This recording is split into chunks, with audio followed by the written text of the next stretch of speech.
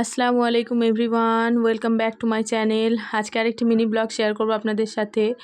এ তো দেখতেই পাচ্ছেন পার্কে এসেছি একটা, এটা হচ্ছে লালতে পার্ক, আমাদের পান্ডুয়াতেই আছে এই পার্কটা। বেশ কয়েকদিন হলো হয়েছে।